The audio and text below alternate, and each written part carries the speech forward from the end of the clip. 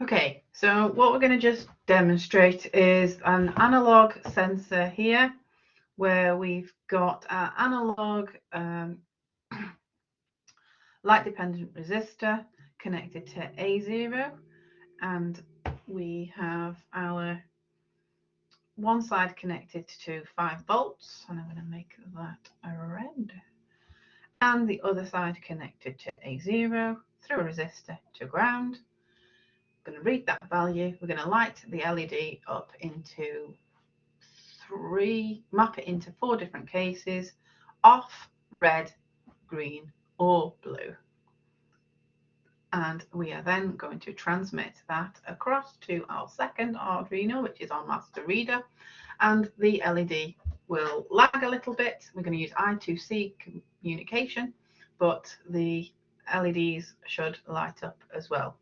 You'll notice that I've connected the same pins here, but the same pins are not necessarily required. So let's see the code. I'm just going to run the simulation.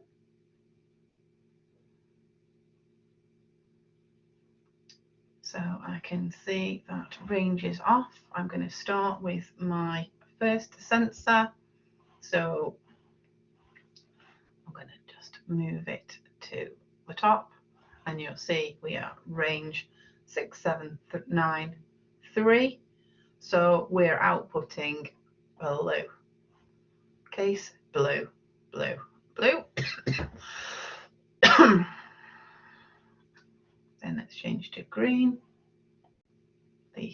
When I click on the slave writer, I see the serial monitor of the slave writer, and then I see the master reader, which is also green.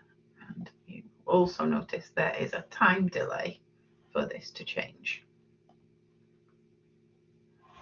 Okay, so that's my first simulation. So we go to the code. So essentially what the code is, this is the slave writer, same image, slave writer, master reader. We've got LED, the red LED is connected to pin 6, blue LED leg is connected to pin 4, and the green LED to pin 2. As I mentioned, on the master side, we've used the same pin numbers, and if I moved the pin numbers around, I could just change the values here. I don't need the light sensor on my master reader because the light sensor isn't connected to anything there. So I first start by setting my output pins. I'm going to change colour to green here. My output pins for my LEDs and my input pins. I'm going to start the communication with serial monitor and also with the I2C. So I'm using there the wire library. This is using the serial library. So I must make sure that the wire library is included in the code.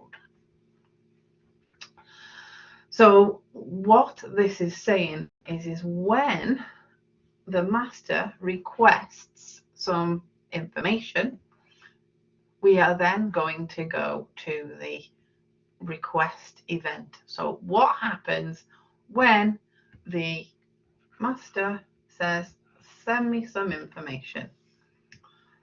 Something to note here is we've got a number 8 there. That is the address of my slave writer. So this is address 8, as I've already mentioned in here. Then we say I have created, so well, that's the setup loop. So it obviously does that just once. Then we've got the void loop, which is repeated, which is simply what's happening here is we'll go to the request event later, because the request event is a function which is at the bottom. In fact, I'll just mention it now. So the request event is a function. It doesn't necessarily need to be at the bottom of the code, but it just needs to be out of the void loop. So it's a request event, it's a function. So whenever the master asks this slave, so at address 8, send me some data, it will say, so request event happens, it will send the value of range. Now, I haven't said what the value of range is yet. I'm also going to print this to the serial monitor so we can check. We already saw the value of range. The value of range corresponds to 0 if the value of the input is within a certain range. So we'll just go now to the void loop. So line 23 is the start of the range. So range is equals sensor range bracket bracket. So sensor range is a function and we do not send anything to it. So there's no input sent to it in this program. In the next program, we will send an input to it. So in this program, we go to sensor range, which is down here. And it says, create a local variable to this function called sensor value. So sensor value equals analog read light sensor. So what is light sensor? Light sensor is analog pin A0.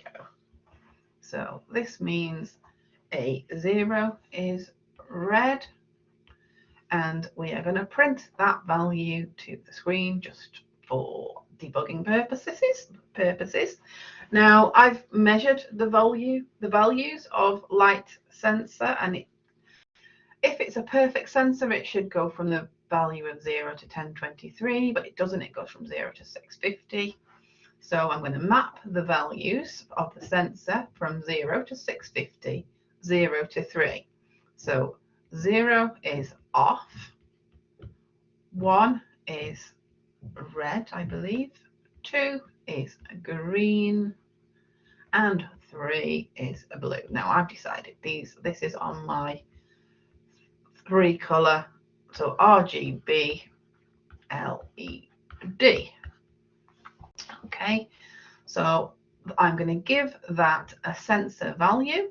So that sensor value is going to be 0, 1, 2, or 3.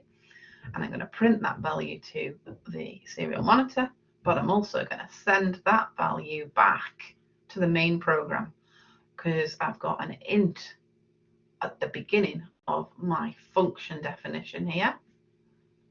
So I'm going to send sensor value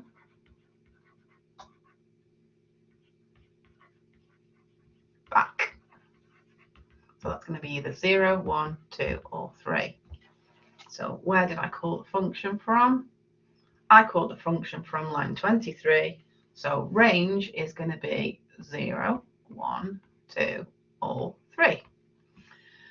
So I'm just, in this case, I haven't commented out, but I've just showing that the range is being passed back to the main program because this is a sensor value is a local variable. So I'm now doing a switch on the range. So the range can either be 0, 1, 2, or 3. So if it's case 0, I'm saying the LED is off. So all the pins, the red LED pin, which is pin 6, blue is 4, and 2, and green is 2, are all low. If I want a red output, I give the red LED pin, so pin 6, I make that one high in that case, so that goes red, and the other's low. If it's case 2, I want green, so I want the red and the blue LEDs low and the green LED high, so therefore the green pin 2 will go high and the others low, and also the case for the blue pin. Now that's turning this local LED on and off. Later I'm going to move this process to a function. Then after I've changed the voltages to that LED, I'm going to delay my program for 1 second. Now, in the meantime, our master is going to be requesting some information from the slave. So whenever we have the slave or the master request, then we send that value of range to our master. So this is what sends the value of range to the master. And you'll notice that range is defined as a byte. So a byte of data is going to range. So range is a byte of data, and that's being sent to the master when it requests it. So if we move to the master reader code, so in this case we've got the same pins. I can move the pins around just like this and change the value in this part of the code, and it would still work because it's nothing to do with the previous code. So I need to define these as output, also wire begin, and include the wire header file. And I'm going to do serial begin. I could say on receive event, but what I'm going to do in this code is every time I go around the loop, I'm going to request. This actually could be 1 byte of data, but in the next one I'm going to do 2 bytes of data. So I'm requesting 2 bytes of data, or I could use 1 byte of data from slave 8. So send me data. Wire read. So it's going to read what's on the wire, and it's going to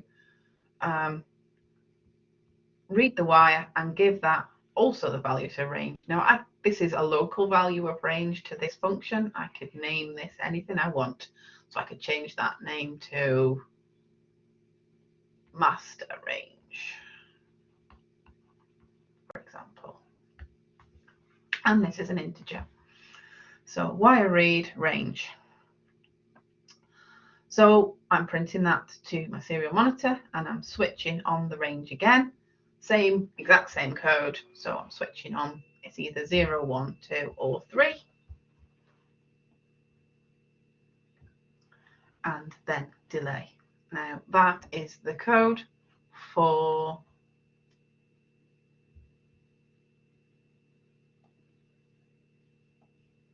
I believe I have closed my that was it. That is the code for this program. If I start simulation up again, we can see that we're getting zeros. Click on here to make sure it's the slave writer. Then I'm going to quickly change it to blue, and blue is being up there. So hopefully you understand that code. So if I stop that simulation, I will then go on to explain how I've added a second analog sensor.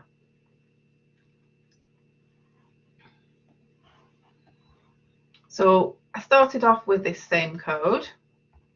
One thing, and I've made some changes. So I've added new pins, input and output. So I've added, this is a bit zoomed in, sorry. I've added analog 1 as an input pin, and I've added 13, 12, and 11 as output pins. Now on this code, I changed the code to pin 13, 11, and 8 as output pins, and the rest is the same.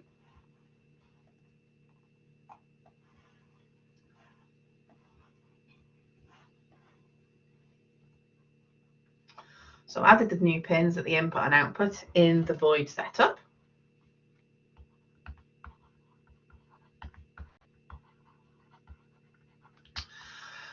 The other thing I did was I changed the sensor range function to have an analog pin as its input. So this time I can use the same function that I did up here,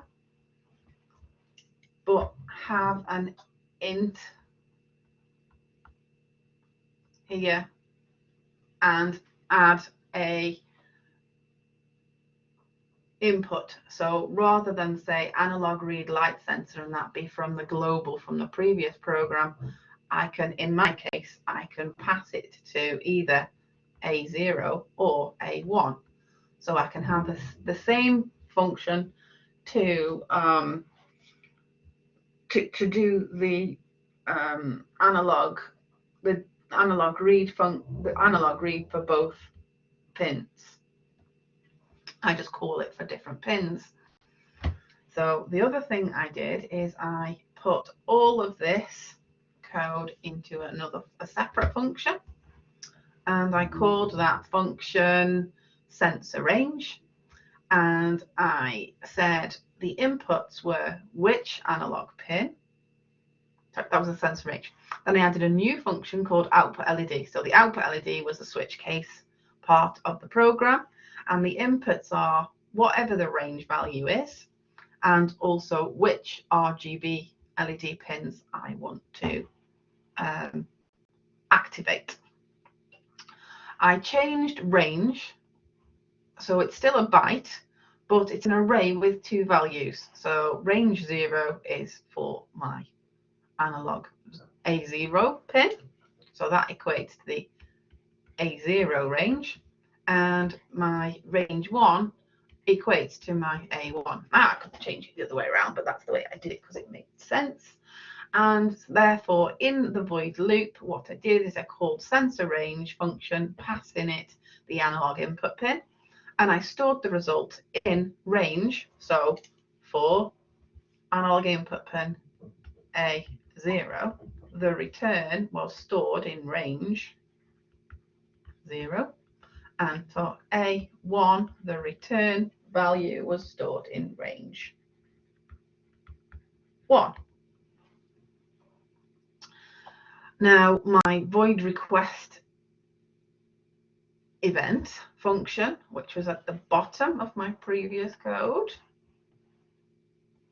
my request event here, what I did was I said wire right range, and then I changed it to range 0. And then I did another wire right, and I wrote to that wire 1 range 1. So that was just 2 lines, wire dot right and wire dot right. I also serial printed this to the serial monitor so that we could check it was working, but we could also see with the LEDs. Obviously, those were the changes I made in the slave device. In the master reader device, I also added the extra output pins, and as I mentioned already, I use pins 13, 11 and 8. And this time in my program, I did request 2 bytes from address 8. So send me 8 bytes, and this was in the void loop, or within the void loop. Now I read my first byte into range 0 and my second byte into range 1. Then I copied the same output LED function that I used in my slave, or created in my slave, and I passed it in turn range 0 and then range 1. So I'll show that working. I'm not going to show the whole code list in here, just described what I did. So we've got this one, I guess. So that's just with the one sensor. So with the two sensors, I don't have any output there, so I'm just going to slave writer. So start the simulation. So I can see that both my LEDs are off on my slave and also on my master. And if I click on my master, I can see that I've got range 0 and range 1, range 0 and range 1. So my sensor that's connected to A0, I've put it as range 0. So I'm just going to put that to a maximum, and you will see that on the slave writer and the slave reader we have 3. You can see that it turned to 3 sooner on the slave writer. Now if I do the same thing for my second sensor, which is on A0, I'm going to do it up to there. I can see that I've also changed here, and I've also changed here, and you can also see on the LEDs. So we can see that we can get intermediate ranges. Try and get a red one, that one, and it follows suit. So I'm going to stop that simulation. So the other thing that was the most complicated thing, was putting them as an array. Then what I did was I added another slave writer. So what do we need to do to add another slave writer? So the circuit diagram looks like this. So I copied exactly the same code from slave writer 1 to slave writer 2, but just changed the address.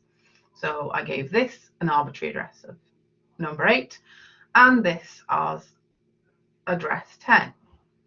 And then in my master reader, I added, I'm not saying this is the right way to do the full assignment, but it's just for demonstration, a switch, and I included an if statement saying if the switch was off in the left-hand position, take readings from slave writer 1. If it's in the right position, take the readings from slave writer 2.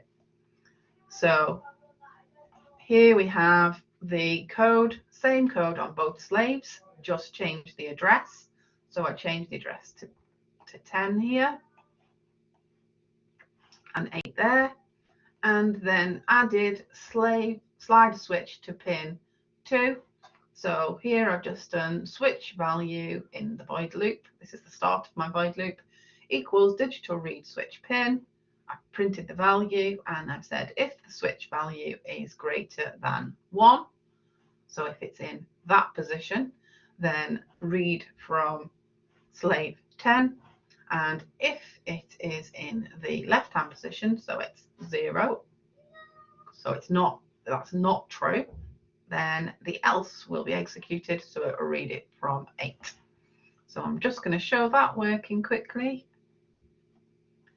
and we will see that we can. So at the moment, I'm just going to at random choose this one, and I can see, I'll just move that out of the way, I can see that it's connected to, the master is connected to my slave 1, and it is reading the same values. The serial monitor hasn't been, I've got an extra line saying the switch, which position it's in there.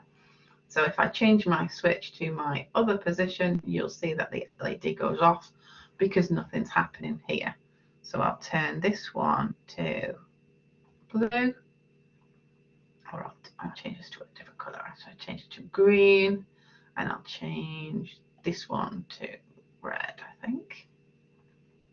So when we change the switch from one to the other, we can see that the outputs are being shown correctly.